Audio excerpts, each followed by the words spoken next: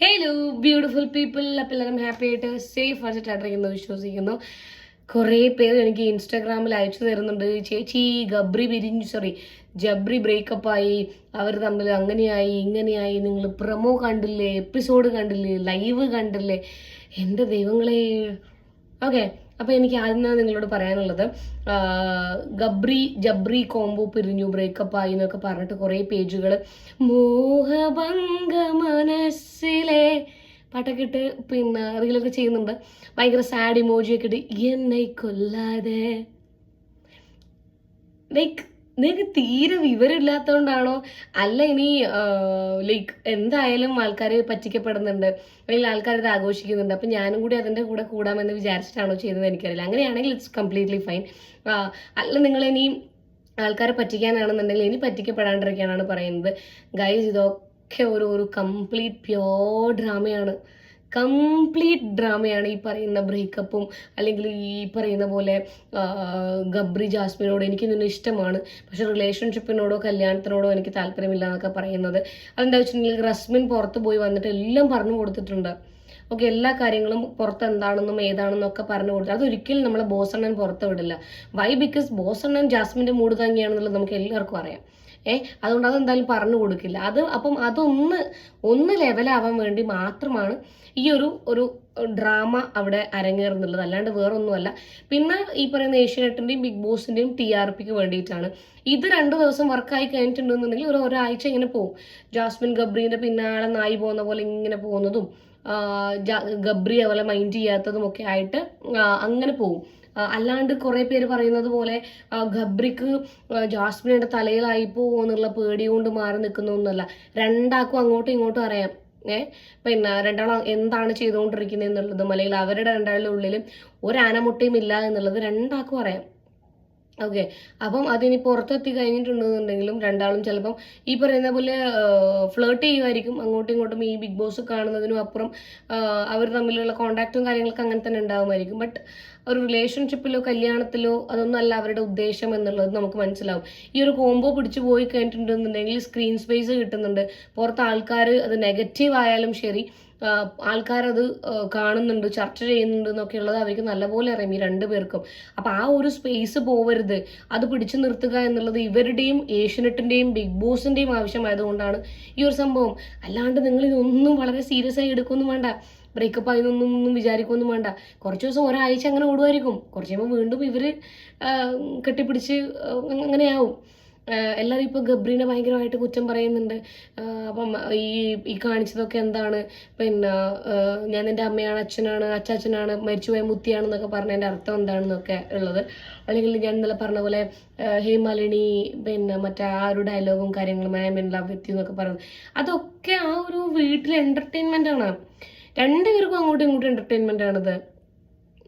ഒരാൾക്ക് മാത്രമല്ല. അല്ലെങ്കിൽ ജാസ്മിന് നിങ്ങൾ എന്താ പറയുന്നത്, ആത്മാർത്ഥമായിട്ടുള്ള പ്രേമമാണെന്നാണോ? ചിലപ്പോ ആവാം. എന്താ വെച്ചിട്ടുണ്ടെങ്കിൽ റസ്മിൻ പറഞ്ഞിട്ടുണ്ടാവുമല്ലോ, ഈ അഫ്സൽ എന്തായാലും ഇല്ല, കാക്ക പറന്നു പോയിട്ടുണ്ട്, അപ്പൊ ഇനി വീട്ടിനകത്തുള്ള കാക്കാനെ മുറുക്ക പിടിക്കണമോ വേണ്ടയോ എന്നുള്ള ഒരു സാധനം ചിന്തിക്കുന്നുണ്ടാവും. പക്ഷെ ഗബ്രി, ഞാൻ പറയാലോ, അവൻ ഈ അച്ഛനാണ് അമ്മയാണ് അച്ഛനാണെന്നൊന്നും പറയുന്നതൊന്നും നിങ്ങൾ മൈൻഡ് ചെയ്യണ്ട. ഒരിക്കലും ഒരു സീരിയസ് റിലേഷൻഷിപ്പിനോടോ അല്ലെങ്കിൽ ഒന്നിനോടും താല്പര്യപ്പെടുമെന്ന് എനിക്ക് തോന്നുന്നില്ല. അല്ലെങ്കിൽ കല്യാണം കഴിക്കാൻ ഈ പറയുന്ന ഡയലോഗ് അടിക്കാനൊക്കെ ആരെ കൊണ്ട് പറ്റും? ഞാനൊരു കാര്യം പറയട്ടെ, പൊതുവേ നിങ്ങൾ ഈ കാണുന്ന ആൾക്കാരെ ഞാൻ ഈ പറയുന്നതിനോട് യോജിക്കുന്നുണ്ടോ ഇല്ലയോ എന്ന് പറയണേ. നമ്മൾ എന്ത് തന്നെ പറഞ്ഞാലും ശരി, ഗബ്രി ചിന്തിക്കൂലേ, ഇവൾ ഈ ഇടക്കിടക്ക് അഫ്സലിന്റെ കാര്യം പറയുമ്പോൾ അഫ്സലിന് പറയുന്ന ഒരു വ്യക്തി പുറത്തിരിക്കുമ്പോഴാണ് ഇത്രയും കാര്യങ്ങൾ എന്നോട് പറയുന്നതും, ഒരു പൈസക്ക് വേണ്ടിയിട്ടാണെങ്കിൽ പോലും എന്നോട് ഈ കാര്യങ്ങളൊക്കെ ചെയ്യുന്നുള്ളത്. നാളെ പുറത്തിറങ്ങി ഞാൻ ഇവളുമായിട്ടൊരു സീരിയസ് റിലേഷൻഷിപ്പിലാവുകയോ കല്യാണം കഴിക്കുകയോ ചെയ്ത് കഴിഞ്ഞിട്ടുണ്ടെന്നുണ്ടെങ്കിൽ ബെറ്റർ ഓപ്ഷൻ കിട്ടുമ്പോൾ, അല്ലെങ്കിൽ കുറച്ച് വേറെന്തെങ്കിലും ഒരു ഷോയോ കാര്യങ്ങളോ വരുന്ന സമയത്ത് അതിലേക്ക് പോവില്ലേ എന്ന് ചിന്തിക്കും. അത് ഏതൊരു മനുഷ്യനും ചിന്തിക്കും. അത് മാനുഷികപരമായിട്ട് മനുഷ്യന്മാർ ചിന്തിക്കുവേ. ഈവൻ ഞാനാണെങ്കിൽ പോലും ചിന്തിക്കും. അല്ലെങ്കിൽ പൈസക്ക് വേണ്ടിയിട്ടോ അല്ലെങ്കിൽ പിന്നെ നമ്മളെ ഫെയിമിന് വേണ്ടിയിട്ടോ ഒക്കെ നമ്മുടെ കൂടെ നിൽക്കുന്ന ആൾ നമ്മളെക്കാളും കുറച്ച് പൈസയും പിന്നെ ഫെയിമൊക്കെ ഉള്ള ആളെ കണ്ടു കഴിയുമ്പോൾ പോകില്ലേ എന്ന് നമ്മൾ ചിന്തിക്കും. അതിനു വേണ്ടിയാണെന്ന് നമുക്ക് മനസ്സിലായി. ഇത് ഗബ്രിക്ക് വളരെ കൃത്യമായി മനസ്സിലാക്കാൻ പറ്റും. ബിക്കോസ് ഹി നോസ് ദാറ്റ് പുറത്തൊരു അഫ്സൽ ഉണ്ട്, ഇപ്പെല്ലാം ഉണ്ടായിരുന്നു എന്നുള്ളൊരു സാധനം അറിയാം. പിന്നെ അത് വിചാരിച്ചിട്ട് ഒരിക്കലും ഒരു സീരിയസ് റിലേഷൻഷിപ്പിൽ നിൽക്കാൻ താല്പര്യമില്ല. അല്ല രണ്ടുപേരും ഒരേ ദിശയിലേക്ക് നീങ്ങുന്ന തോണിയാണെന്നുണ്ടെങ്കിൽ അങ്ങനെയും ചിന്തിക്കും. നമുക്ക് ഇങ്ങനെ അങ്ങനെ അങ്ങനെ ഒരു അഡ്ജസ്റ്റ്മെന്റിൽ ഇങ്ങനെ പോവാം എന്നുള്ള രീതിയിൽ ചിന്തിക്കും. ഇത് ഈ പറയുന്ന ബ്രേക്കപ്പും ജാസ്മിൻ ഈ പിന്നാലെ പോയി പറ എന്നോട് സംസാരിക്കുക, എനിക്ക് എന്നോട് ദേഷ്യമൊന്നുമില്ല, നീ പിന്നെ അങ്ങനെയല്ലേ പാപ്പ ഇവൻ പോരാ പോരാ ആ ഒരു സാധനമൊക്കെ ഉണ്ടല്ലോ, അതൊക്കെ പക്ക ഡ്രാമയാണ്. നിങ്ങൾ ദയവ് ചെയ്തിട്ട് അങ്ങനെയുള്ള സാധനങ്ങളിലൊന്നും പോയി വീഴാണ്ടിരിക്കുക, അല്ലെങ്കിൽ അത് കണ്ട് കണ്ണീരൊലിപ്പിക്കാണ്ടിരിക്കുക. ഇത്താത്ത ഫാൻസും ഗബ്രിച്ച ഫാൻസും ഒന്നും അതിലൊന്നും വീണിട്ട് പിന്നെ ഇങ്ങനെയുള്ള BGM ഒക്കെ ഇട്ടിട്ടുള്ള വീഡിയോ എടുക്കരുത്.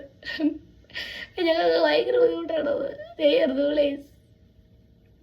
അതുപോലെ തന്നെ സിബിൻ പൂജ വാക്കൗട്ട് ആയിരിക്കുകയാണ് നമ്മുടെ ബിഗ് ബോസിൽ നിന്നും. നല്ല നല്ല നല്ല ഗെയിമേഴ്സ് ആയിരുന്നു, സീരിയസ്ലി രണ്ടുപേരും. എനിക്കൊക്കെ സിബിനെ ഭയങ്കര ഇഷ്ടമാണ്. നിങ്ങളിനി എന്ത് തന്നെ പറഞ്ഞാലും ശരി, ഭയങ്കര എന്റർടൈനർ ആയിരുന്നു. അല്ലെങ്കിൽ ഒരു വൈൽഡ് കാർഡ് എൻട്രി ആ ഒരു സിബിൻ വന്നതിന് ശേഷമാണ് എനിക്ക് തോന്നുന്നു കുറച്ചും കൂടി ഈ ഒരു ജബ്രി കുബ്രി ഈ ഒരു സാധനത്തിൽ നിന്നും കുറച്ചെങ്കിലും ഒരു ചേഞ്ച് വന്നതെന്ന് എനിക്ക് തോന്നുന്നു. സിബിൻ ആ ഒരു വൈൽഡ് കാർഡ് കുറച്ച് കയറിയത് കൊണ്ടാണ്. എനിക്ക് തോന്നുന്നു അവരുടെ അച്ഛൻ്റെ എന്തോ ഹെൽത്ത് ഇഷ്യൂസും ആളുടെ എന്തോ ഹെൽത്ത് ഇഷ്യൂസും എല്ലാം കൊണ്ടാണ്. പിന്നെ പൂജേൻ്റെ അങ്ങനെ തന്നെയാണ്, ഡിസ്കിൻ്റെ കംപ്ലൈൻറ്റും കാര്യങ്ങളും കൊണ്ടാണ് ആള് വർക്കൗട്ട് ആയിരിക്കുന്നത്. രണ്ടുപേരും നല്ല അടിപൊളി കണ്ടസ്റ്റൻസ് ആയിരുന്നു. പിന്നെ ഇന്നത്തെ എനിക്ക് തോന്നുന്നു ഗബ്രിയും ജിൻഡോവും തമ്മിൽ എന്തോ പ്രശ്നം കാര്യങ്ങൾ നടക്കുന്നുണ്ട്. ഫിസിക്കൽ അസോൾട്ട് ആവോ ഇല്ലയോ എന്നുള്ളത് നമുക്കറിയില്ല. ആയാൽ തന്നെ എന്തായാലും ഗബ്രീനെ പുറത്താക്കാൻ പോകുന്നില്ല നമ്മുടെ ലാൽജി. പിന്നെ ജിൻഡോനെ മാത്രമേ പുറത്താക്കുള്ളൂ. ഗബ്രി പോയി കഴിഞ്ഞാൽ ജാസ്മിൻ നെഞ്ചു പൊട്ടി മരിച്ചാലോ അല്ലേ? എന്തായാലും നമുക്ക് കണ്ടു തന്നെ അറിയാം. അപ്പം ഇതിനൊരു അപ്ഡേറ്റ് തരണമെന്ന് എനിക്ക് തോന്നി. കുറേ പേര് അത് സീരിയസ് ആണെന്നൊക്കെ വിചാരിച്ച് വീഡിയോ ഒക്കെ ചെയ്യുന്ന കണ്ടിട്ടുണ്ടായിരുന്നു.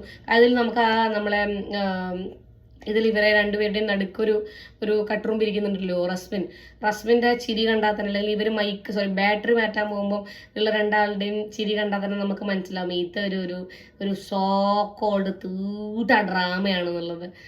കുറച്ച് പേർക്കൊക്കെ അത് ഭയങ്കര സീരിയസ് ആയിട്ട് തോന്നുന്നുണ്ടായിട്ടുണ്ടാവാം. അത് അവരുടെ സ്കില്ല്, അത് അവരുടെ കഴിവ്. ഈ പറയുന്ന ജാസ്മിന്റെയും ഗബ്രിയുടെയും റസ്മിന്റെയും കഴിവാണ് അത് നിങ്ങളെ അങ്ങനെ വിശ്വസിപ്പിക്കാൻ വേണ്ടി അവർക്ക് പറ്റിയിട്ടുണ്ട് എന്നുണ്ടെങ്കിൽ അവർ വളരെ നല്ല ആക്ടേഴ്സ് ആണ് എന്നുള്ളത് വീണ്ടും തെളിയിച്ചുകൊണ്ടിരിക്കുകയാണ് ഗൈസ്. Okay bye.